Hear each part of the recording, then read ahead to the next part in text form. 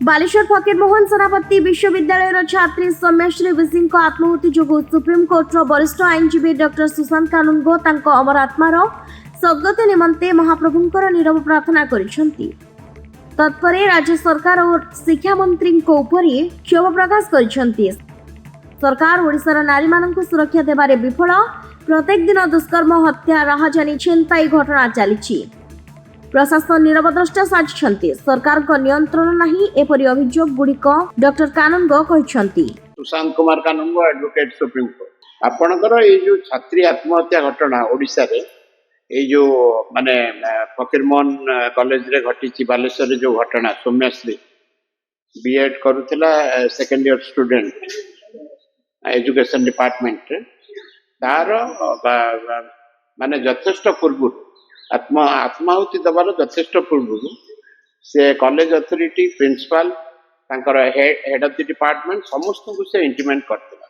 से गोटे निर्दिष्ट राजनैतिक दलर से मध्य सपोर्टर अटे। Student wing Bharatiya Janata party जो अखिल भारतीय विद्यार्थी परिषद अच्छी स्टूडेंट विंग तार से सपोर्टर सिंपाथाइज। बड़ा माने दुखर विषय जड़े हेड ऑफ द डिपार्टमेंट एवं कॉलेज अथॉरिटी तांकर मैनेजिंग कमिटी अच्छी ये सब को जनइला they remain silent for long time. एवं एथिरे गोटे गैंग ऑफ रैकेटियर्स जो माने गैंग ऑफ क्रिमिनल्स अच्छी पाठ पढ़ेवा ना माने निरीह हरिजन आदिवासी जो झील मान को प्रतारणा कर यौन शोषण कर विधिवत भाव गोटे सीबीआई इनक्वारी हवा दरकार। नॉट ओनली फकीरमोहन कॉलेज यही राज्य में प्राइवेट ट्यूटर हो महाविद्यालय हो विश्वविद्यालय हो ये रैंडमली घटी चली। तेणु आमर शोक संत परिवार को मुझे चैनल माध्यम समवेदना जनाऊँ दुख प्रकाश करुच्ची।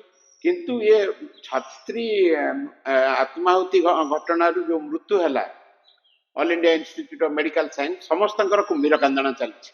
किए कौच चलीगला किए कौच रहीगला।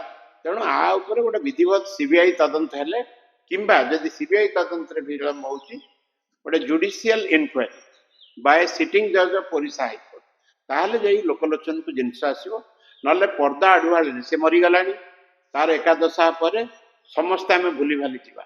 एमाने जो माने प्रोटेस्ट करुचंती आंदोलन को बाहर काली तार मध्यरात्रि जिते पोस्टमार्टम पाई ओडिशा सरकार चिंता कले जे पोस्टमार्टम करेंगे रात्रि में कौन पोस्टमार्टम हुए जदि एक स्पेशल केस रे पोस्टमार्टम भी कले ता पुणी तार पेरेंट्स मान को न जणी सेटा भी बड़ा दुखदायक घटना।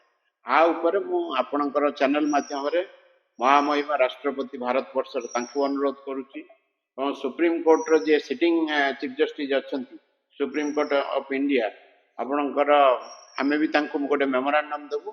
आ गोटे विधिवत जुडिशियल इनक्वारी हवा दरकार को कारण पाई से आत्माहुति करने को बाध्य है एवं ताकू किए इंधन सामग्री जोगई। ब्यूरो रिपोर्ट जेहोवा न्यूज।